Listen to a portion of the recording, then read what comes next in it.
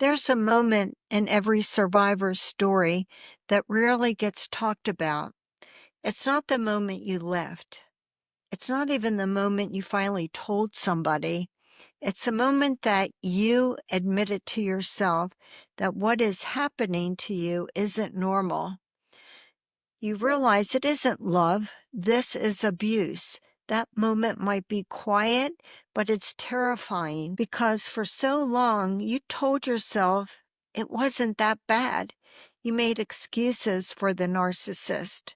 You softened the sharp edges of their words, told yourself they didn't really mean it, or you felt you were overreacting. Of course, you remembered the good moments, you held on to hope, and in so doing, you doubted your pain. But something inside kept whispering to you, and eventually the whisper became a truth you just couldn't ignore.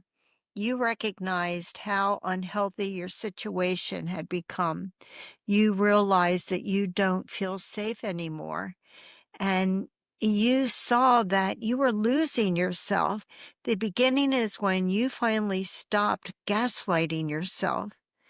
Now, gaslighting may start with the narcissist, but over time, it can become something we just do to ourselves too. Not because it's our fault, but because we've been trained to doubt our instincts. It's just safer to believe we're the problem than to believe someone we love could be hurting us on purpose,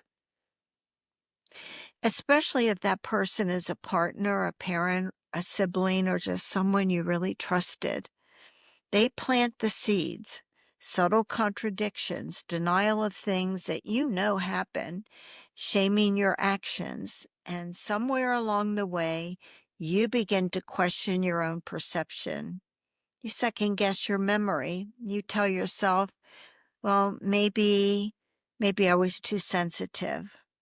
That's the lasting damage. Their voice becomes your inner critic.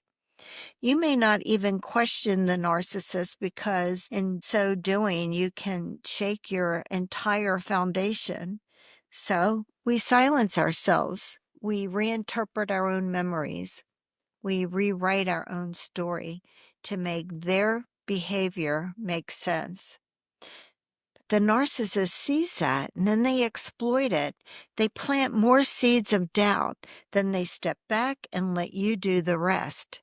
That's the cruelty of gaslighting. You begin to participate in your own confusion. But even confusion has a breaking point.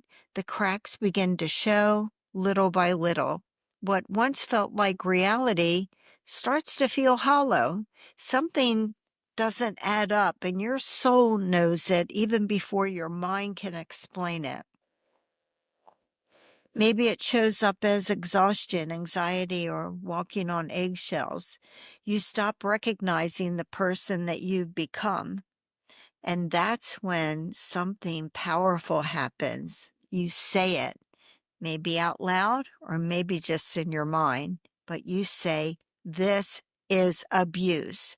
You name it, you reclaim a part of yourself. If you're somewhere in between clarity and courage, I want you to say this. You're not alone.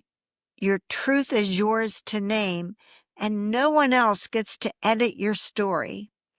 I want you to know that's a powerful place to be. That first moment of clarity can feel like surfacing from deep underwater. You're not out of the storm yet, but you see the sky. And once you've named it, there's no going back to not knowing. That's where healing begins. The world may not always understand what you went through, but you don't need their permission to validate it. You lived it, you survived it, and your voice matters. If this speaks to you, if you're in that place of coming back to yourself, I invite you to comment, I am Annie. When you say that, you're not just telling your story through those 3 words. You're standing in solidarity with others who are recovering from narcissistic abuse.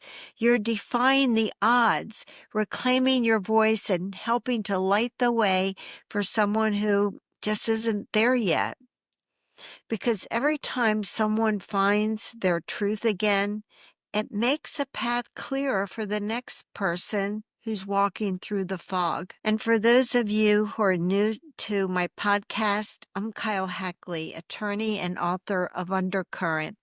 It's a story about a young woman named Annie who finds the courage to break free from a narcissistic marriage. And on the other side of narcissistic abuse, she finds an extraordinary life.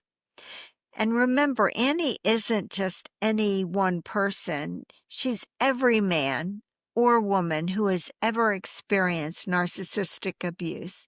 And as always, I want you to know that you are stronger than you ever believed. And I want you to be tenacious and never give up on what's important to you. And to everyone here, I want to say thank you. Thank you for listening. Thank you for showing up. And thank you for building this beautiful, strong, truth-telling community. We keep growing and we will keep healing together. And yes, we're all going to be okay. I want you to know that I appreciate you. And until next time, take good care of yourself. Thank you. Bye.